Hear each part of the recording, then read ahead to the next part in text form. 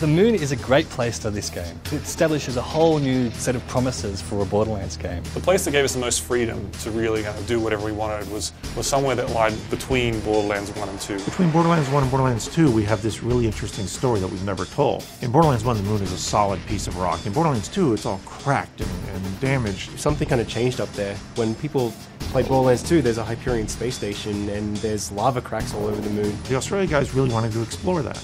And we thought, yeah, we want to explore that too. And also, all our fans wanted to go to the moon. So we basically decided to play around with what you can and can't do in a Borderlands game and sort of push the envelope of like, what if you could go to the moon and have freeze guns and have laser guns and have all this crazy stuff. These things that we've never tried in a Borderlands game before, would that still feel cool and would it still feel like a Borderlands game? And the pre-sequel was an attempt to sort of take some risks and answer some of those questions, and then hopefully we've succeeded.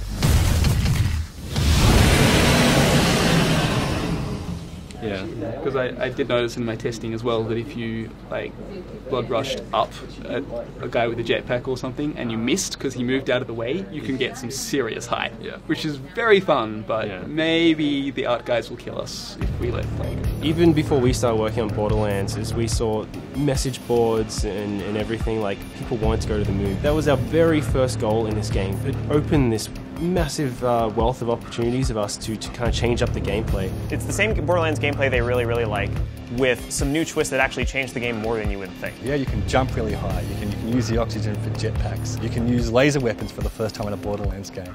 And those are the really fun things that you could only do on the moon. We should do some sort of weird Easter egg if you hop in through there. Oh yeah, if you could like make it up here and like jump around from piece to piece and somehow avoid all the lava explosions. Yeah, that could be pretty sweet. It's actually Claptrap, he's hiding back there. Right.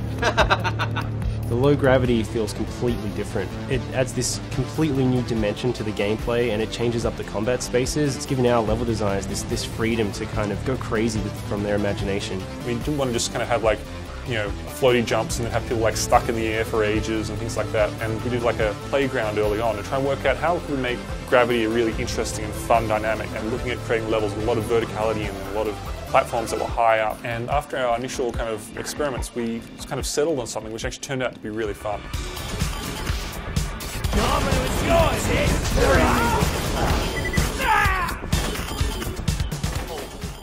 We've solved the problem of being floating in the air for ages by having this kind of slam kind of ability. My thoughts on Butt Stomp is that Butt Stomp is hilariously fun. The butt slam is just a wonderful piece of gameplay. It's just called a slam, technically, but I have to call it a butt slam. It's just too much fun to say that. Was it butt slam or was it butt stomp? It's all the above. It's interchangeable.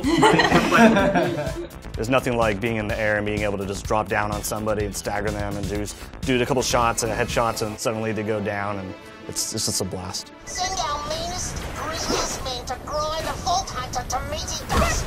Was already on it.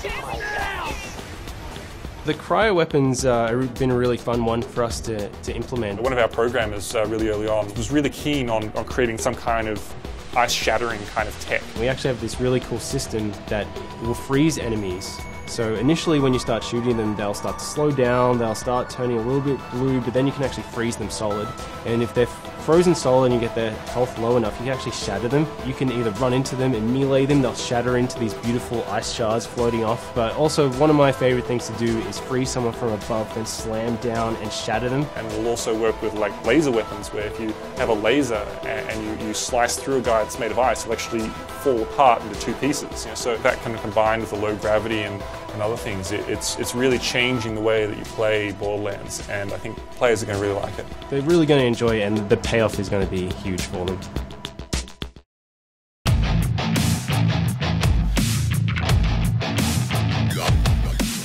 Well, you become one of the Vault Hunters, one of the heroes that's sort of working with Handsome Jack during his rise to power. Everybody loved Nisha. She was this character that we all regret killing off. Spoiler. She's worse than Handsome Jack in many ways. Like, she just enjoys strangling puppies. Claptrap's a little bit of a little bit incompetent. He's a little bit of unpredictable. His action skill is lunacy. Oh, cool. Athena, she was this badass warrior type. What if we played as her? So it's a really interesting timeline, and it's really fun, and it's really eye-opening.